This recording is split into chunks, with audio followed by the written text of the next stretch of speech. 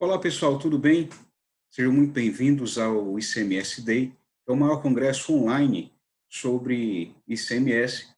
E hoje nós vamos falar sobre aspectos relevantes do ICMS no Simples Nacional. Eu sou Adalberto Vitor e vou apresentar para vocês alguns tópicos relacionados a aspectos constitucionais aplicáveis ao Simples Nacional. O ICMS no Simples Nacional, onde nós vamos checar alguns limites e exigências legais, a questão do beneficiamento das isenções do Simples Nacional e como funcionam os créditos de ICMS e algumas turbulências legais que são aí relativamente novas, que estão em um recurso extraordinário a ser julgado pelo STF, a ser concluído seu julgamento pelo STF, que é o de número 970.821, que fala sobre o diferencial de alíquotas, e isso nós vamos ver com maior detalhe logo mais. Perfeito? Então, muito bem, né? Primeiro ponto que nós vamos aqui checar, certo? Seguindo o nosso cronograma, logo após aí as nossas apresentações e formalidades, né? Eu tento contribuir dentro das minhas condições, sou contador, atuo com consultoria tributária e tenho aí atendido algumas demandas nesse sentido, bem como eu possuo aí algumas linhas de pesquisa na qualidade de eterno estudante, sempre tentando me nutrir do que há de melhor para compartilhar, assim, também coisas boas, coisas agregadoras sobre tributos indiretos, sobre ICMS, sobre PIS, COFINS. Também estamos nas redes sociais com muitos conteúdos, né? Nos acompanhem por lá. E agora, entrando efetivamente no nosso assunto, nós iremos começar falando sobre os aspectos constitucionais aplicáveis ao Simples Nacional, até para pavimentarmos o nosso caminho no próprio regime, entre aspas, simplificado, né? E aí chegarmos a algumas conclusões no que tange à própria exigência aí de alguns tributos por dentro, ou até mesmo por fora do Simples em um cálculo diferenciado. Mas é importante nós registrarmos, né, que na Constituição Federal de 88, nós temos aí dois artigos, o artigo 146 e o artigo 179, que fazem menção a um tratamento diferenciado, direcionado aí aos menores, aos diferentes, para que assim possamos encontrar, né, para que assim possa ser encontrado, então, é uma igualdade, né, o que nós conhecemos por equidade aplicada aí à questão tributária em especial. É o que nós estamos, então, conversando hoje. E aqui nós chegamos na Constituição Federal, né, lá na parte que fala da tributação e do próprio orçamento. É para o que diz aqui o artigo 146, né? Delimita, estabelece aí um vínculo com a questão de disposição e de regulamentações da parte tributária, junto a uma lei complementar, né? E logo aqui, no item D, né, na verdade, do inciso terceiro, item D, diz o seguinte: olha, cabe à lei complementar a definição de tratamento diferenciado e favorecido para as microempresas e para empresas de pequeno porte, inclusive regimes especiais ou simplificados no caso do imposto previsto no artigo 155, inciso 2º, isso aqui nós vamos falar de ICMS, certo? E das contribuições previstas no artigo 195, etc. Veja que nós temos aqui a primeira menção no artigo 146. E logo mais à frente, né, você dando um Ctrl F para pesquisarmos, lá no artigo 179, ele vai nos trazer também uma nova confirmação sobre a necessidade do tratamento desigual para os que são desiguais, para que assim possamos encontrar essa igualdade, onde estamos aqui identificando que a União, os estados, o Distrito Federal, os municípios, dispensarão as microempresas, ou seja, disponibilizarão para as microempresas e as empresas de pequeno porte, assim definidas em lei, tratamento jurídico diferenciado, visando a incentivá-las pela simplificação de suas obrigações administrativas, tributárias, previdenciárias, creditícias ou pela eliminação ou redução destas por meio de lei. Ou seja, aqui nós estamos é diferente, né, de um dispositivo constitucional que estabelece benefícios, digamos assim, para as MS e para as EPPs. Muito bem. Dito isso, retornando ao que nós temos aqui do nosso apontamento, né, identificando que cabe à própria microempresa, a empresa de pequeno porte, independente, inclusive, em alguns casos, de estar na condição de simples nacional ou não, um tratamento diferenciado, nós vamos, então, tratar sobre o próprio ICMS, que é o nosso foco de discussão, dentro dessa empresa que dispõe de um favorecimento tributário, de um favorecimento legal, pelo menos pela ótica da Constituição, pela ótica do fisco, onde nós vamos direto para a lei-mãe aí do Simples Nacional, né, conhecido também por Estatuto da Micro e Pequena Empresa, é a Lei Complementar 123 de 2006, lá em seu artigo 13, seu artigo 13º. Muito bem, né? Ao chegarmos lá no artigo 13º da Lei Complementar 123, como podemos aqui checar, né, observando aqui o que consta no artigo 13º, nós vamos identificar que, nesse artigo 13, nós teremos, então, a lista de tributos que são abrangidos pelo Simples Nacional, onde essa lista de tributos que estão no Simples Nacional, ela tem algumas especificações e nós vamos precisar nos atentar a alguns detalhes para que assim possamos aplicar esses detalhes às nossas operações, às nossas atividades. Muito bem. Lá no capítulo 4 da Lei Complementar 123, né, como podemos observar aqui, o Simples Nacional implica o recolhimento mensal, mediante documento único de arrecadação, dos seguintes impostos e contribuições. Aqui você vai ver imposto de renda, o IPI, contribuição social. Aí nós vamos dar aqui um avanço até chegarmos ao inciso 13º, certo? E o que é que tem no inciso 13º? O inciso 13º, se você observar o parágrafo que faz referência ao inciso 13º, que é o parágrafo 1º do artigo 13, certo? Observe que o recolhimento na forma deste artigo, repare que aqui nós temos 8 tributos.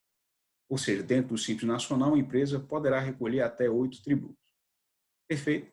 Sendo que o imposto sobre operações relativas à circulação de mercadorias e sobre prestação de serviço de transporte interestadual, intermunicipal e de comunicação, ICMS, também está dentro aqui dos tributos que são abrangidos pelo Simples Nacional de sua forma natural.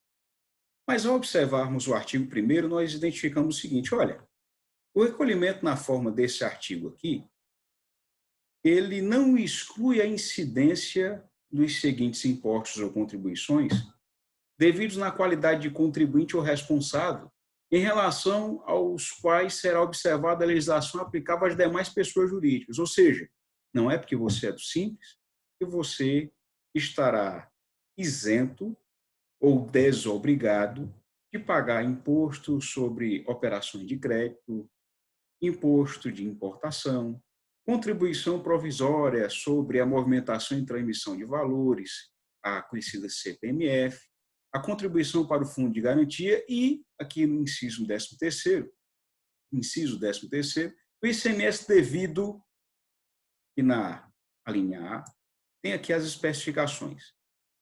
Logo, você não está isento, você não está desobrigado a recolher, a pagar, quando devido for, o ICMS nas operações sujeitas ao regime de substituição tributária, a tributação concentrada, em uma única etapa, né, o monofásico aplicado aí ao caso, e sujeito ao regime de antecipação do recolhimento do imposto com encerramento de tributação, envolvendo combustíveis, lubrificantes, etc. Repare que aqui nós temos uma redação dada pela Lei Complementar 147 de 2014, que ela está aqui logo abaixo, na sequência, e essa Lei Complementar 147 alterou aqui esse inciso 13º em sua linha A, trazendo uma lista de situações em que a empresa ela poderá estar sujeita a realizar um recolhimento paralelo, além de efetuar o pagamento do ICMS da sua operação própria dentro do DAS,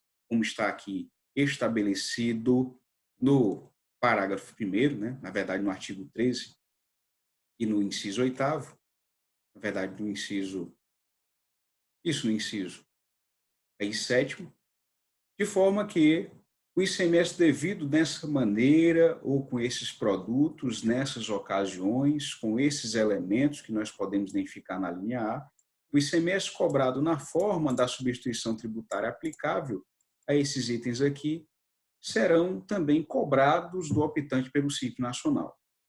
O ICMS também devido por terceiro, a que o contribuinte se acha obrigado por força da legislação estadual ou distrital vigente. E aqui a linha C, onde tem que o ICMS devido na entrada no território do Estado ou do Distrito Federal de petróleo, inclusive lubrificantes, combustíveis líquidos, entre outras situações que também estão previstas aqui no inciso, também no inciso 8º, né, nas alíneas A até a H, certo? E o que eu posso citar aqui de mais interessante nesse contexto é aqui na linha G, onde, nas operações com bens e mercadorias sujeitas ao regime de antecipação do recolhimento do imposto, nas aquisições em outros estados do Distrito Federal, sendo que o ICMS devido nessas circunstâncias, independente de ser com encerramento de tributação, sem encerramento de tributação, ele poderá, então, ser exigido aí da empresa que é optante pelo Simples Nacional. De forma que nesse item 2, certo? Na hipótese em que existe esse encerramento da tributação, será cobrada a diferença entre a alíquota interna e a alíquota interestadual, sendo vedada, né, qualquer agregação de valor. Com base nisso, vinculado ao artigo 155 da Constituição Federal, é que nasce aquela discussão, né, que está no nosso último item, referente à necessidade ou à aplicabilidade do diferencial de alíquotas para as empresas que são optantes pelo Simples Nacional, à luz aí da não cumulatividade, coisa que nós conversaremos na sequência. Então, repare, o ICMS ele é pago dentro do Simples e também pode ser pago pela empresa que é optante pelo Simples Nacional de maneira paralela, quando ela incorrer em algumas dessas ocasiões, em algumas dessas situações aqui. Alguns estados, eles estabelecem formas, critérios de antecipação tributária. O que seria, então, essa antecipação tributária? A antecipação tributária é eu cobrar na entrada do Estado ou do estabelecimento o valor correspondente ao ICMS na forma de um ICMS antecipação total ou parcial, na forma do ICMS cobrado mediante a substituição tributária e na forma do ICMS cobrado na forma do diferencial de alíquotas. Tudo vai depender do tipo de cobrança aplicável, a espécie dessa antecipação, que pode ser uma dessas três, diferencial de alíquota, antecipação total ou parcial e a substituição tributária, o tipo de cobrança vai depender de como ou do que eu vou fazer com esse determinado item, com esse determinado produto. Perfeito? Então, atente-se a isso. As antecipações ou a antecipação é gênero, enquanto as espécies, substituição tributária, o ICMS antecipado, né, cobrado antecipado de forma total ou parcial, e o diferencial de alíquota são espécies. Esse é o primeiro ponto que eu preciso identificar, além do recolhimento dentro do próprio DAS para o Simples Nacional envolvendo aí o ICMS. Perfeito? Em resumo, eu posso ter dois tipos de ICMS, dois gêneros de ICMS aplicáveis à empresa que é do Simples Nacional. Eu tenho ICMS convencional devido que eu pago dentro do DAS.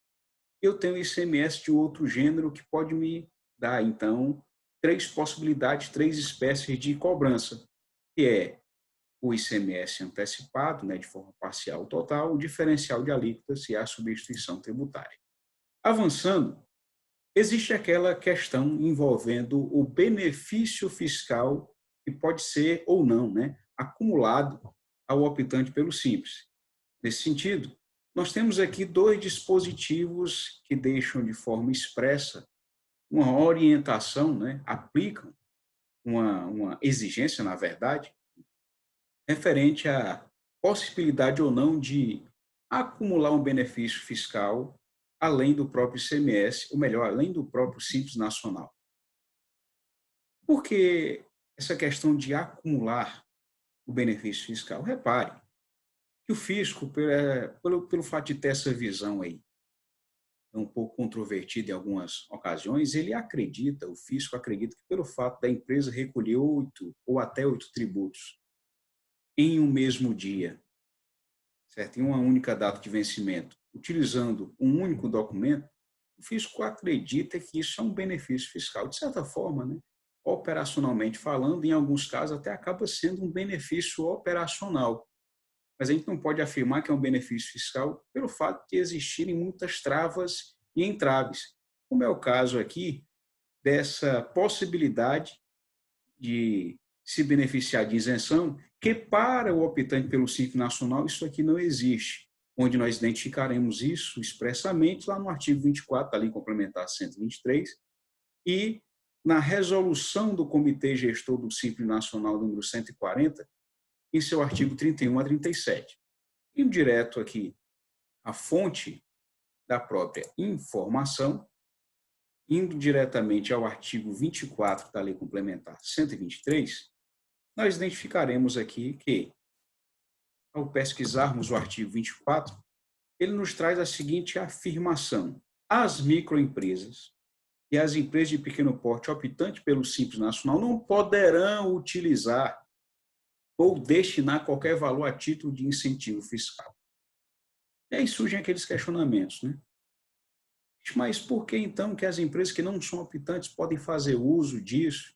Qual o impacto então dessa não utilização de um benefício fiscal na minha formação de preço? O que seria então esse benefício fiscal ou incentivo fiscal? Para isso, nós vamos ver aqui a própria resolução do Comitê Gestor número 140, certo? E lá no artigo 31, onde ele fala aqui das possibilidades, né, de isenção, redução ou valor fixo do ICMS, observe. O artigo 31 diz o seguinte: olha, o Estado, o Distrito Federal ou o município tem a competência para, com relação ao ML ou EPP optante pelo Simples Nacional, na forma prevista nessa resolução, aqui na Lei Complementar, vinculado na Lei Complementar 123 de 2006, o inciso primeiro, conceder isenção ou redução do ICMS ou do ISS. Estabelecer valores fixos para recolhimento de ICMS ou ISS. O que é que ele quis dizer, então, com essa concessão de isenção? O que é que ele quis dizer, então, com essa possibilidade? Mas avançando um pouco, certo? Aqui no próprio artigo número 35, na hipótese em que os estados ou município ou Distrito Federal concedam isenção ou redução específica para MLPP em relação ao ICMS ou ao ISS, será realizada a redução proporcional relativamente à receita do estabelecimento. O que é que a gente consegue identificar nesse intervalo? Olha, a competência para estabelecer uma isenção ou redução de ICMS direcionada a ML, EPP, a competência para isso se dá ou é estabelecida pelo Estado ou pelo Distrito Federal, no caso do ICMS, e para que a minha empresa, uma vez estando dentro do Simples Nacional, possa fazer uso desse benefício, eu preciso, então, me atentar a esse artigo 32, combinado com o próprio artigo 31, que diz o seguinte: olha, para que eu possa fazer uso de uma alíquota zero, para que eu possa fazer uso de uma isenção, para que eu possa fazer uso, então, de outros incentivos fiscais vinculados a produtos, eu, então, vou precisar direcionar, ou pelo menos identificar no meu estado, uma deliberação exclusiva e unilateral que conceda à minha empresa ou à minha atividade esse benefício. Ou seja, o Estado ele tem que deliberar isso de forma clara e exclusiva. Então, se no seu Estado não existe uma deliberação para que você se aproprie de um incentivo fiscal, você, empresa do Simples, você, então, dentro da sua apuração, quando você estiver, então, oferecendo a sua receita para a tributação, você não vai poder se desfazer ou se livrar da cobrança do ICMS referente a aquele produto que, para outras empresas não optantes, seriam, então, incentivados. Um exemplo. Eu estou aqui falando do estado do Ceará. No estado do Ceará, nós temos aqui inúmeros produtos, como, por exemplo, coco in natura, fécula de mandioca, rapadura, feijão, onde esses produtos são isentos para o ICMS no estado do Ceará. A empresa que ela é regime normal, ou seja, para o ICMS, né, que para o ICMS nós ainda temos esse critério, é para o ICMS, para o estado, no que tange o ICMS, a empresa ela pode ser Simples Nacional, ela pode ser regime normal, que é o débito pelas saídas e o crédito pelas entradas, né? Quando exigível for, né? A depender da análise, e pode ser regime especial, né? Ou também a quarta situação, que é substituição tributária. Então, veja bem, para a empresa que é do lucro presumido, por exemplo, que realiza aqui uma operação, uma venda de feijão, de rapadura, dentre outros itens que estão elencados aqui, né, no artigo 6º, por exemplo, do decreto 24569, que é o regulamento do ICMS do Ceará, a empresa que realiza operações com esses itens, ela emite a nota fiscal, pois não está desobrigada de fazer uso da obrigação acessória, mas a obrigação principal, que é pagar ICMS dessa operação, ela não vai ter. Por quê? Porque existe expressamente, dentro desse decreto 24569, dentro da lei 12.670, um dispositivo que incentiva as operações com esses produtos, isentando, então, esses produtos de tributação para o imposto. Ou seja, eu não pago ICMS quando eu vendo esses itens. E para o Simples Nacional, nós não temos isso atendido de acordo com o que está no artigo 32 aqui dessa nossa resolução. Ou seja, para o Simples Nacional, pelo menos aqui no Ceará e em vários outros estados, nós não temos essa deliberação exclusiva. Ou seja, não existe nenhum dispositivo legal que diga assim, olha, você que é optante pelo Simples Nacional, você também pode se beneficiar com essa isenção, você também pode se beneficiar com esse incentivo. Como aqui nós não temos, a empresa que é optante pelo Simples, que realiza operações com esses determinados itens, ela oferece a receita decorrente da venda desses itens dentro do PGDAS e o ICMS ele é pago normalmente. Então, nós precisamos nos atentar a isso. Tudo existe uma fonte, tudo existe, e para tudo isso existe um elemento, um dispositivo legal que nós precisamos nos atentar. Onde, nesse caso, nós temos aqui a própria Lei Complementar 123, em seu artigo 24, e a resolução do Comitê Gestor do Simples Nacional, número 140, de 2018, em seu artigo 31 a 37, para ficar mais amplo. Perfeito? Muito bem. O outro ponto é, o Simples Nacional, ele pode destacar, enviar ICMS na forma de crédito para quem adquire? Se puder, quanto é o valor desse crédito? Aqui nós temos a base legal, a referência, que nos traz informações sobre essa situação. E para isso eu vou lá na resolução número 140 de 2018, nos seus artigos 58 a 60, para identificar ou para ver melhor, né, o que é que significa aqui esse elemento. Logo, nós vamos lá para o artigo 58. Perfeito? Vamos aqui. Logo na seção número 7, identificamos o seguinte ponto, né?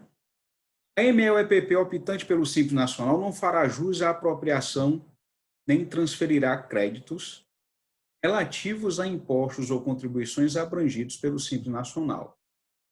Vixe, então eu não faço apropriação nem transfiro créditos relativos a isso? Muito bem, tenha calma, né?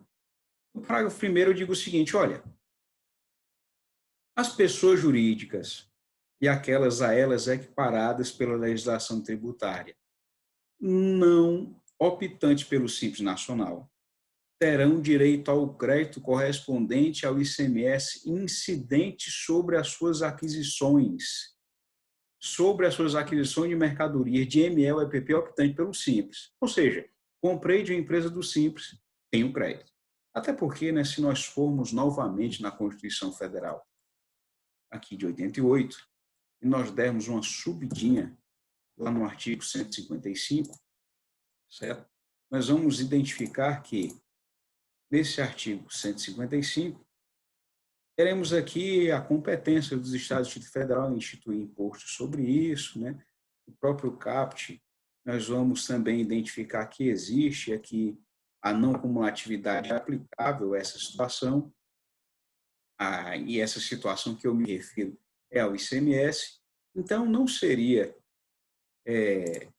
possível que, mesmo com esse dispositivo estando aí claro, né, trazendo essa informação clara para nós, a empresa que adquirisse produtos do Simples Nacional não pudesse tomar esse crédito, certo? Eu fiz essa referência lá ao artigo 155 para você relembrar, para nós relembrarmos aqui, que é onde está a base, a estrutura conceitual e jurídica que favorece, e na verdade, né, que atribui ao Estado a competência para legislar, para regulamentar o ICMS e as suas aplicações. Nesse sentido, a empresa que ela não é optante pelo Simples, uma vez tendo adquirido produtos de uma empresa do Simples Nacional, desde que esses produtos sejam tributados, ela poderá, então, fazer uso de um determinado valor, de uma determinada quantia para o crédito. Repare que, em um pequeno parênteses a essa situação, eu acabei de retornar agora para o artigo 155, certo? E nós vamos identificar, né, no próprio artigo 155, que ele estabelece um critério de não cumulatividade para o próprio ICMS. Então, repare o seguinte, imagina comigo aqui, certo? Imagine a seguinte situação, você, empresa que não é optante pelo Simples Nacional, você é tributado às suas operações, você tem uma tributação às suas operações aí, a alíquota modal de 18%. Considerando que você paga 18% pelas suas operações de saída, pelas suas vendas, e quando você adquire de uma empresa do Simples, você vai observar, né, a partir do artigo 58 lá da resolução número 140, você vai ver que o destaque do crédito ele deve ser pelo valor efetivamente recolhido na forma do Simples Nacional. Então a gente pode considerar que a empresa normal ela vai evitar adquirir produtos da empresa que opta pelo Simples Nacional. Né? Por quê? Porque o crédito dela vai ser menor e o débito vai ser pela alíquota modal convencional, né? Tecnicamente, onde, considerando esse débito pela saída e o crédito pela entrada, isso aí pode influenciar e muito na própria estratégia de preço, no próprio custo da mercadoria para esse que adquire e, consequentemente, né, ou no caso em face, ele não é optante pelo Simples. E aí como é que isso funciona? Né?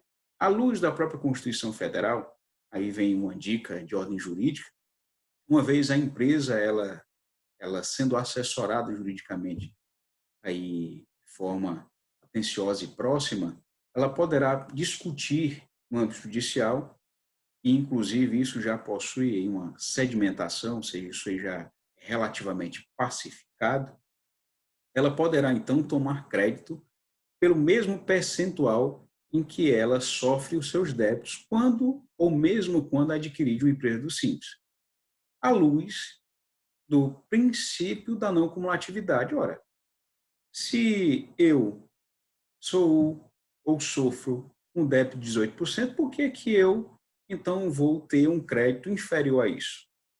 Então, partindo desse contexto, existe a possibilidade para que se faça uma discussão dentro do meio jurídico, certo? Para que a empresa ela possa alcançar aí essa essa possibilidade, certo? Não vou nem dizer benefício, porque é um direito, de certa forma, e um bom direito, né? E aí, repare aqui a seguinte situação também, né? Lá no parágrafo 3º, as pessoas jurídicas ao regime de apuração cumulativa da contribuição PIS para COFINS, observadas as vedações previstas e demais disposições da legislação aplicável, poderão descontar créditos calculados em relação à aquisição de bens e serviços de pessoa jurídica optante pelo Simples. Aqui ela vai fazer referência às contribuições para o PIS e para a COFINS, né? Mas é importante aqui identificarmos, certo? Que existe a possibilidade aí de fazer esse repasse do crédito, aonde esse repasse do crédito se dá através de dados adicionais ou das informações complementares, assim como está no artigo 59, da própria nota fiscal. Ou seja, a empresa do Simples Nacional ela não destaca o crédito no campo destinado a ele propriamente. Ela vai esse campo destinado a ele vai estar aqui inutilizado, certo? Dos documentos fiscais usados pelo Simples, e a indicação desse crédito vai estar, então, lá nas informações complementares. Por isso, a partir de hoje, né, se você não olhava com carinho os dados adicionais, as informações complementares da nota, é importante que você comece a observar, pois lá deve estar a informação correspondente ao quantitativo de crédito, certo? Caso você não tenha discutido judicialmente o crédito, a alíquota de 18% ou a alíquota é referente ao que você paga efetivamente sobre as suas saídas debitadas ou as suas saídas tributáveis, então você vai precisar observar essas informações complementares para identificar o crédito da sua operação, certo? E também é importante lembrarmos que, nesse contexto, a empresa ela vai destacar o crédito correspondente ao que ela efetivamente paga dentro do Simples. A empresa do Simples destaca crédito? Destaca. Ela envia crédito. Ela pode enviar crédito. Porém, esse crédito vai ser diretamente proporcional ao que ela paga de ICMS dentro do Simples Nacional. E onde é que eu vejo quanto ela paga dentro do Simples Nacional? Onde é que eu vejo quanto é que ela paga de ICMS no DAS, no documento de arrecadação do Simples? Você vai identificar em qual faixa essa empresa está inserida e quanto é que ela paga de ICMS correspondente àquela faixa em que ela está sendo tributada. Perfeito? Então é importante lembrarmos disso, depois leia com cautela, com detalhes minuciosos aqui, né, com uma visão minuciosa e detalhista o artigo 59 e seguintes, na verdade o artigo 58 e os seguintes para que você então identifique melhor, né, aquilo que está diretamente ligado à questão aí dos créditos e as possibilidades, porque existem algumas nuances, existem algumas observações que você deve, então, se atentar. Perfeito? Nesse contexto, nós temos uma nova turbulência que está aí nesse recurso extraordinário. O que seria, então, essa turbulência? Vocês lembram? Em 2015, né? Na verdade, entre 2015 e 2016, nós tivemos aí uma emenda constitucional, que é a de número 87, que mudou, né, a forma de calcularmos o diferencial de alíquota nas operações interestaduais e tinha como destinatário um consumidor final não contribuinte do ICMS. Muito bem. Ocorre que, no início, essa emenda constitucional 87, ela era aplicável à empresa remetente que estava incluída dentro desse regime simplificado, ou seja, a empresa do Simples Nacional, ela também pagava o DIFAL, né, da emenda constitucional 87, logo no início. Isso quando ela realizava essas operações de venda de maneira interestadual, para consumidor final não contribuinte, etc. Tudo isso você pode identificar com maior detalhe, inclusive dentro aqui da própria Constituição Federal, se formos novamente aqui, lá no artigo 155, nós vamos identificar, tá certo, uma alteração, como está aqui, a alteração dada pela emenda constitucional 87, olha, certo? Onde essa alteração ela está aqui no inciso 8º, que diz o seguinte, olha, a responsabilidade pelo recolhimento do imposto correspondente à diferença entre a alíquota interna e interestadual que trata o inciso 7º, né, ou seja, nas operações e prestações que destinem bens e serviços a consumidor final, contribuinte ou não do imposto. E o que é esse X da questão? Né? Porque quando a empresa vende para um contribuinte uma operação interestadual, é o contribuinte destinatário que fica na responsabilidade de fazer o cálculo, digamos assim, o pagamento desse tributo em regra geral. O pagamento do ICMS, quando eu vendo para o contribuinte, é do destinatário. Quando eu vendo para o não contribuinte, essa responsabilidade está para o remetente. Onde é que tem isso detalhado? Onde é que tem isso mais explicado? Está aqui no inciso 8º, onde diz, olha, o que está dizendo aqui o inciso 7º, no inciso 8º você vê aqui, olha, o que o inciso 7 está dizendo é que o destinatário ele paga quando ele for contribuinte. O remetente ele paga quando o destinatário não for contribuinte. Nesse sentido, a empresa do Simples Nacional, quando vendia para um destinatário não contribuinte, ela então pagava esse ICMS na forma do DIFAL, né, da Emenda Constitucional 87, e isso foi julgado inconstitucional através de uma ação direta de inconstitucionalidade número 5464. À luz dessa ação direta de inconstitucionalidade, nós estamos agora dentro de uma outra temática vinculada a essa aplicação do diferencial de alíquota, mas dessa vez essa aplicação de desonerar o ICMS na forma de diferencial de alíquota está direcionada ao destinatário. Ou seja, você está vendo aqui, você está vendo na Constituição Federal que o destinatário ele é responsável por pagar o imposto quando ele é contribuinte e adquire de um outro contribuinte. Compreende? Mas e o que é essa nova ação judicial? Tratando o diferencial de alíquota, ela está trazendo de diferente. Olha, ela está trazendo aqui um contexto de que, quando esse destinatário, repare, quando esse destinatário, ele também, né, for um optante pelo Simples Nacional, quando o destinatário, quando a pessoa que está adquirindo o produto em uma operação interestadual, ela for optante pelo Simples Nacional, essa empresa, né, uma vez ela sendo optante pelo Simples Nacional, esse diferencial de alíquotas não deveria ser exigido. Por quê? Porque, dentro dessa discussão, ele é considerado aqui uma usurpação de competência, fere o princípio da não cumulatividade. Por quê? Porque a empresa optante pelo Simples Nacional paga o ICMS na forma do diferencial de alíquota e ela não pode compensar isso que ela pagou na sua operação de venda. Então, assim como está aqui no resumo, certo? O resumo do julgado, e aqui tem até o despacho, né, para nós analisarmos, certo? Dentro desse resumo, compartilhando aqui para vocês a última decisão, né, o resumo da decisão, observe que, olha, o tribunal, por unanimidade, rejeitou a preliminar e tal, etc., mas ele está dizendo aqui, certo, que houve um pedido de vista, considerando, então, que existe uma grande chance dessa cobrança atribuída à empresa que é optante pelo Simples Nacional lá no destino, certo? Ela também ser eliminada, ela também cair, ela também deixar de ser exigida.